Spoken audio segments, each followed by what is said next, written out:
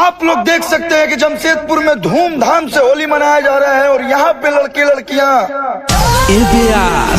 का एगो तारा खातिर ताजा न्यूज लेके आई बनी। कौन न्यूज है रे? यही बता दी कि चलब चल चल चल ए भैया कैमरा अरे छोड़ चल आईफोन बा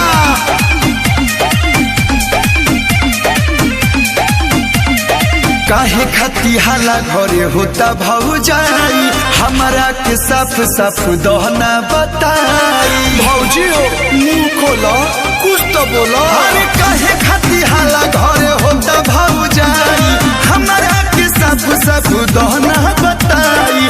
लीना होई माइक जो मन दिल में बापोली। साफ सुथरा बात बताओ, एक सेकंड साफ सुथरा बात बताओ कि तू पति के साथ रहबू कि देवर के साथ रहबू? हम देवर साथ से रहे।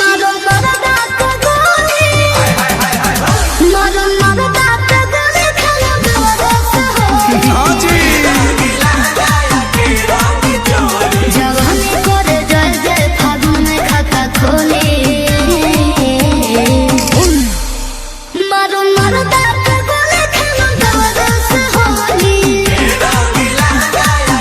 अरे देखिए दर्द मरद के रूबा बतारू हो। भौजी कौन फगुआ खेलावतारू हो।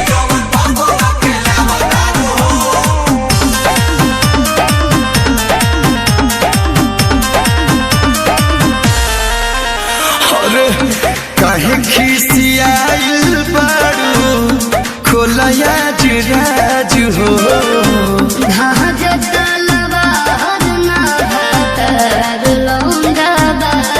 अरे भौजी तू तो भाषा भाजन गले। सारा मीडिया समाज की आवाज के उठाई।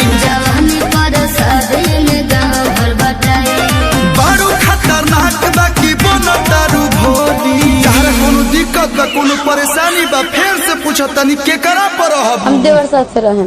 ना मनबू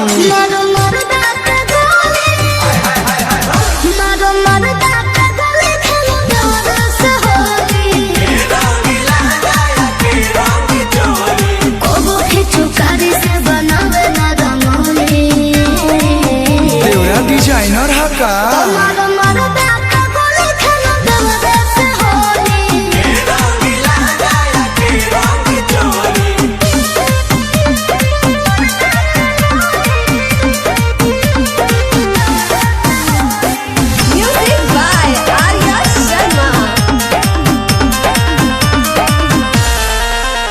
अरे कांड तू बरांड